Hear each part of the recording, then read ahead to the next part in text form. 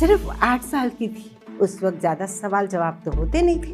बस कहा गया अच्छे रिश्ते बार बार नहीं मिलते। काफी वक्त निकला, कम से कम 13 से 14 साल। लेकिन अब मैं क्या करती, मुझे कुछ करना था, मैंने सोच लिया था। पर करती क्या, मैं तो हाउसवाइफ थी। मैंने सोचा अब मैं YouTube पे वीडियो डालूंगी। रेसिपी मैं डेली डालती रही। कम से कम 300 वीडियो में डाल चुकी। कम से कम 9 से 10 महीने, 11 महीने हो गए, कोई अर्निंग नहीं आई। घर में मायूसी सा माहौल था। हंसना तो जैसे सब। नमस्कार, मैं हूं पूनम देवनानी, एक सरल हिंदुस्तानी महिला, एक हाउसवाइफ, एक यूट्यूबर। मेरे यूट्यूब चैनल का नाम है मसाला किचन। मैं लोगों को खाना बनाना सिखाती हूँ। हमारे देश में कई कल्चर है, न जाने कितने व्यंजन। मेरा चैनल उन्हीं स्वाद से भरा हुआ है।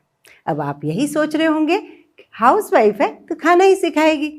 आपके लिए ये लाइन कहना जितना आसान है, मेरे लिए ये सफ़र बिल्कुल आसान नहीं था।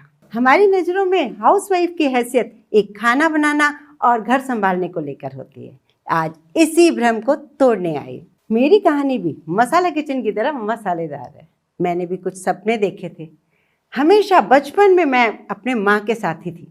माँ मेरी सबसे ज़्यादा करीब थी। खाना बनाना मैंने उन्हीं से ही सीखा था।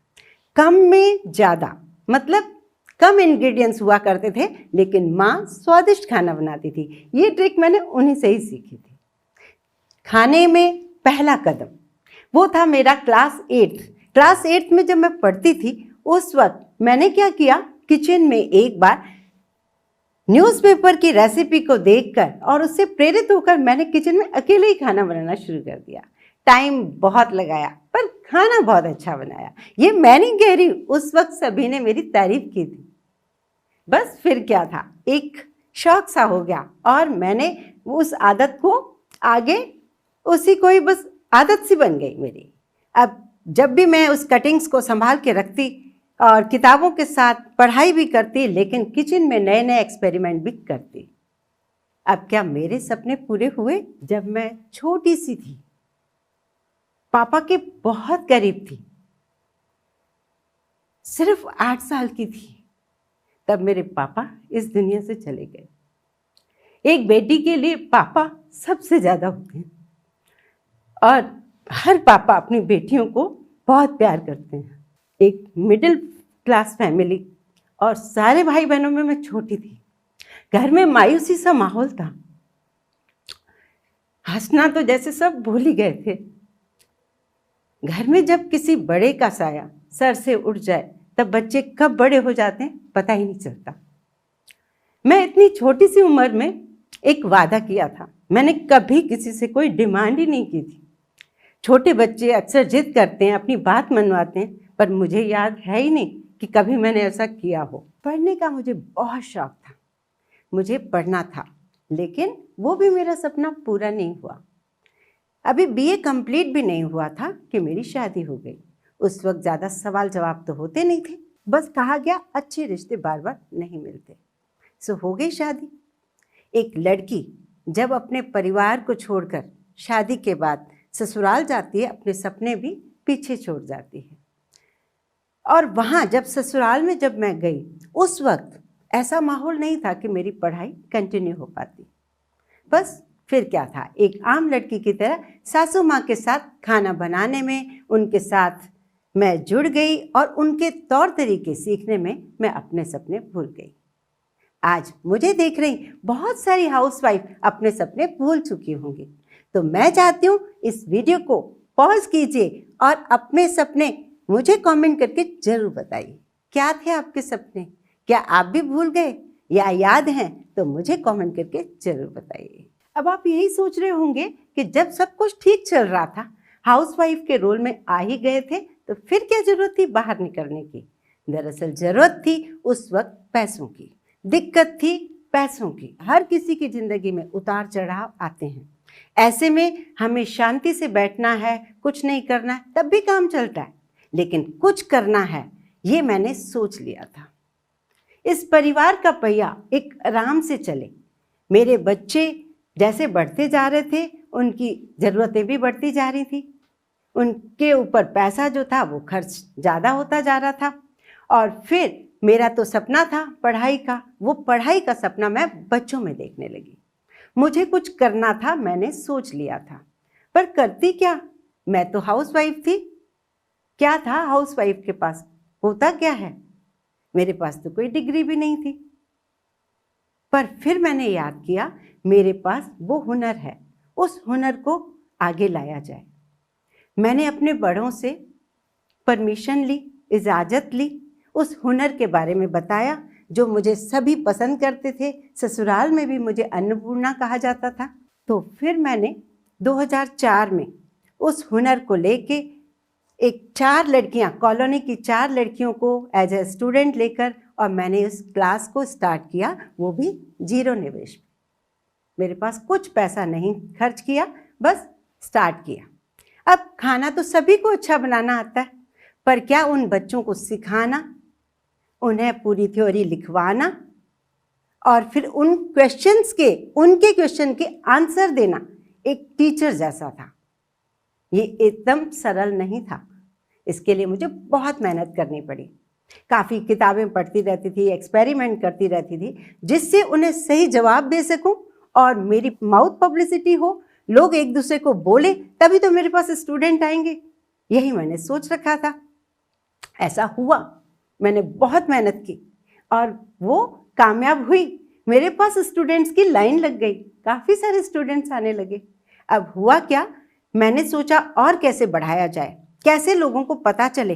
तो मैंने कई संस्थाएं, कई क्लब्स के साथ फ्री क्लासेस लेना शुरू की, फ्री डेमो दिए।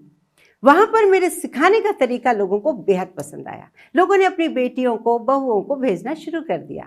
मेरी क्लास की जो स्टूडेंट्स की संख्या बढ़ती चली गई। अब एक तरफ जब संख्या बढ़ती जाती है, दूसरी तरफ लोगों की बातें शुरू हो जाती हैं। होता है ना ऐसा, जब कभी हम कुछ अच्छा करते हैं तब भी लोग कहते हैं, जब कुछ थोड़ा खराब हो जाता है तब भी लोग कहते हैं। लोगों की कहने की आदत हो जाती है।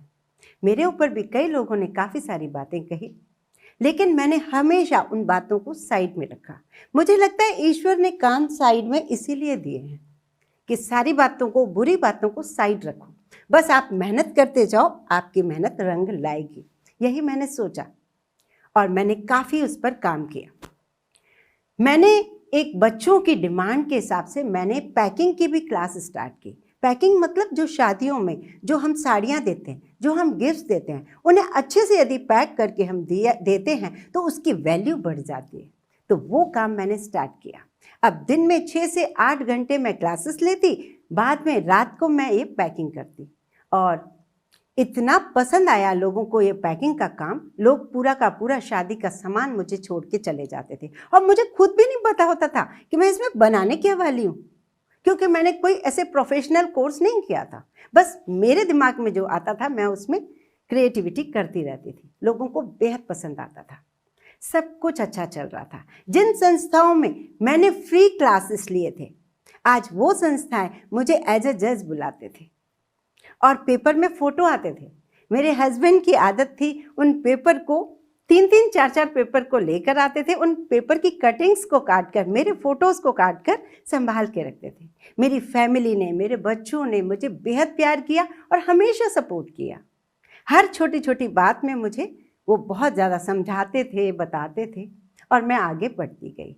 एक बात और बताऊँ आपसे, जिस गवर्नमेंट कॉलेज में मेरी पढ़ाई अधूरी छूटी थी, उस गवर्नमेंट कॉलेज की फैकल्टी ने as a home science period में मुझे कुछ क्लासेस लेने के लिए कहा और मैं गई, वहाँ पे क्लासेस लिए।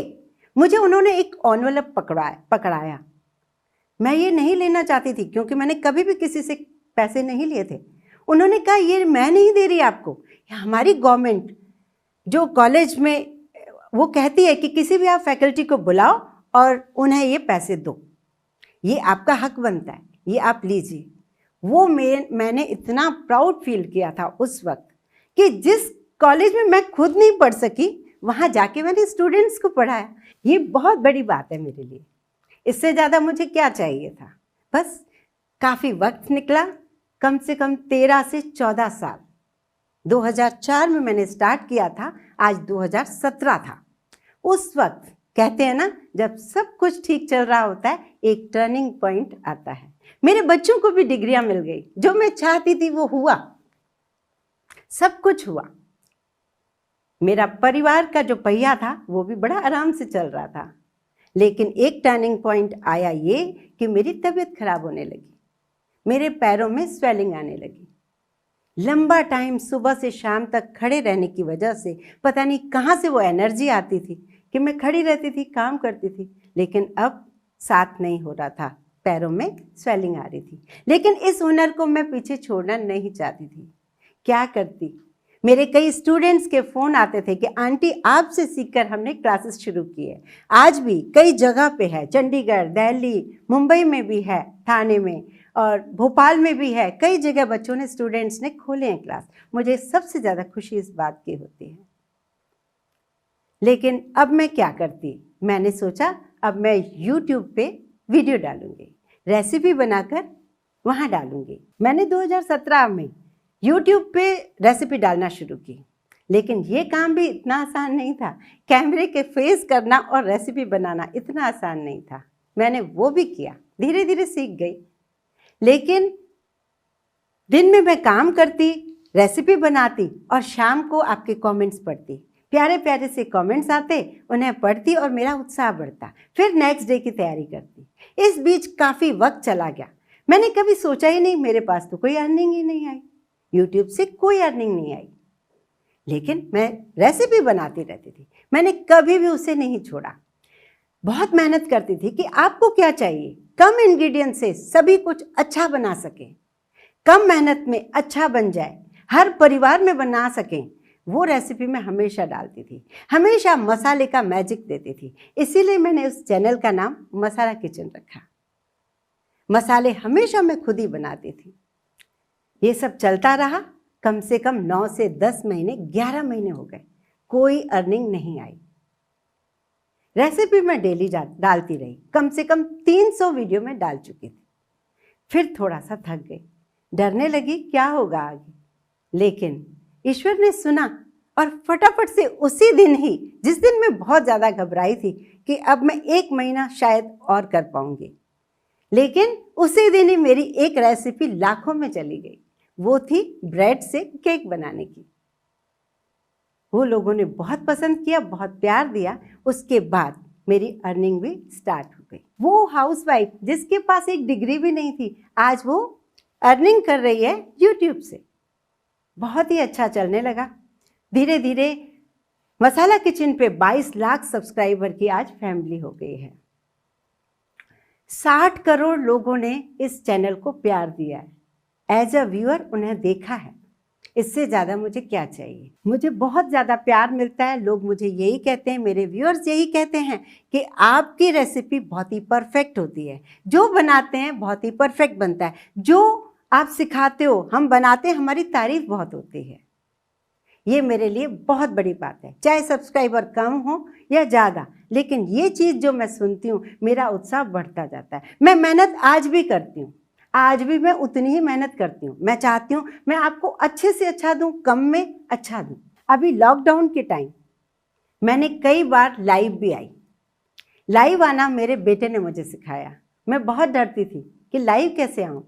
मेरे बेटे ने कहा नहीं मम्मा आप कर सकते हो। मेरे बच्चे हमेशा मुझे सपोर्ट करते रहते हैं और मैं लाइव आई, लोगों के क्वेश्चंस को आंसर दिया, उनके सामने रेसिपी बनाई। मेरा भी उत्साह बढ़ा। शुरू में थोड़ा डर लगा, फिर आने का अच्छा लगा मुझे। तो लॉकडाउन के टाइम, इस टाइम काफ़ी सारे ऐसे कमेंट्स आने लगे कि माँ ये कैसे करूँ। कई बिगनर्स थे, बैचलर्स थे, कई बच्चे थे जो घर ही नहीं पहुँच पाए थे, बाहर का खा नहीं सकते। ऐसी सिचुएशन तो पहली बार आई। बाहर का बिल्कुल नहीं खा सकते थे, घर में बना नहीं सकते थे, मेड नहीं आती थी। क्या करते ऐसे में बच्चे। तो उस वक्त मैंने अच्छा मेरे बच्चे भी जो थे ना, वो भी मेरे से पूछते थे, तीनों ही बाहर रहते, सब पूछते थे कि माँ ये कैसे करूँ। मुझे लगा सभी के बच्चों को ये प्रॉब्लम होगी, तो मैंने एक दूसरा चैनल स्टार्ट किया। उसका नाम ही रख दिया माँ ये कैसे करूँ। उस चैनल पे मैं सिखाती थी जैसे आटा कैसे गूंदें, रोटी गोल कैसे बनाएं, दालों की ABCD। बच्चों को दालों के बारे में नहीं पता होता। दूध कैसे उबालें, दही कैसे बनाएं, चाय कैसे बनाएं, कॉफ़ी कैसे बनाएं, कैसे वो थोड़ी सी चीज़ों से अपना पेट भर सकें। मैगी कितने दिन खाएंगे, उन्हें तो बहुत सारी चीज़ें और भी चाहिए। तो इसलिए मैंने इस चैनल को स्टार्ट किया। सिर्फ 6 से 7 महीने हुए हैं इस चैनल को स्टार्ट किए हुए। आप सबका प्यार मिला, आज 5 लाख से ज़्यादा सब्सक्राइबर हैं। आज एक बिना डिग्री वाली हाउसवाइफ एक बिजनेस करना शुरू कर गई। बस धीरे धीरे ये कहानी यहाँ ख़त्म नहीं होती है, मुझे और करना है। अभी तो मैंने सिर्फ 2 सीढ़ी चढ़ी है, मुझे और भी आगे करना है। ये आपकी हिम्मत देगी, आपका उत्साह, आपके कमेंट्स के थ्रू मुझे जो उत्साह मिलता है और मेरी मेहनत ये आगे मुझे ले जाएगी, मेरा ऐसा विश्वास है। और मैं आप सबसे ये रिक्वेस्ट करूँगी, सारे पेरेंट्स से ये रिक्वेस्ट करूँगी, अपने बच्चों को आगे आने दें। और जो हाउसवाइफ हैं, जिन्हें कुछ नहीं आता, डिग्री नहीं है तो क्या हुआ, अगर उनके पास कोई हुनर है, अगर वो कुछ करना चाहती हैं तो उन्हें आने दें, उनका उत्साह बढ़ाएं। और मैं उन हाउसवाइफ से भी रिक्वेस्ट करूँगी कि उम्र कोई नहीं होती सीखने की, कोई ऐसा कुछ नहीं है कि हम बचपन में नहीं सीखे आज नहीं सीखेंगे। सीखने की कोई उम्र नहीं होती। आपका हुनर आपको कहाँ ले जाएगा आपको पता भी नहीं चलेगा, लोगों की भीड़ से आपको अलग दिखाएगा। आप शुरुआत तो कीजिए, कोई भी काम छोटा या बड़ा नहीं होता, आप करके देखिए, लोगों की बातों को साइड रखिए, बस स्टार्ट कीजिए। एक कदम आप आगे रखेंगे, आपकी दुनिया बदल जाएगी। मेरा विश्वास है। आप ये सब कब कर रहे हैं, कब ये स्टार्ट कर रहे हैं, मुझे कमेंट करके जरूर बताइए। हेलो यूट्यूब फ्रेंड्स, मसाला किचन से तो इनको सब कोई जानते ही होंगे। आज कुछ इनके बारे में बात किया जाए, जो हम लोग इनका वीडियो देखने के बाद हम लोग के दिल में जो आती है, एक हाउसवाइफ जो मतलब कोई डिग्री के मोहताज नहीं है। आज इनको करोड़ों आदमी इनका फ़ैन है और कुछ नहीं, ये अपना किचन, अपने हुनर और अपने सरल मधुर आवाज़ से सबके दिलों में जगह बना के रखी हुई हैं। और इनका हर एक वीडियो सबके लिए प्रेरणा है। और यही है कि यही जब आप यूट्यूब देखते हो तो बहुत सारे ऐसे वीडियो देखते हो, जैसे अभी देख लो आरती छोटू करके कितना हो रहा है। वैसे वीडियो को बढ़ावा देने से अच्छा है कि जो कुछ अच्छा चीज़ सिखाते हैं उन लोग का वीडियो को देखिए और कुछ अच्छा चीज़ सीखने का कोशिश कीजिए। मैं जब से यूट्यूब इनकी वीडियो देखती हूँ, मैं तो इनकी फ़ैन हो चुकी हूँ पर्सनली। मुझे इनका वीडियो देखना और उनसे सीखना, इनका सरल स्वभाव और इतने मीठे, इतने प्यार से क्या मेरे बच्चे लोग करके जब ये बोलती हैं ना, तो लगता है कोई अपना ही इंसान से बात कर रहा है। और आशा करती हूँ कि मेरा ये वीडियो आप लोग को भी अच्छा लगे और मेरे इस बात को आप लोग समझें और मेरे वीडियो को ज़्यादा से ज़्यादा सब्सक्राइब और लाइक करें। Thank you.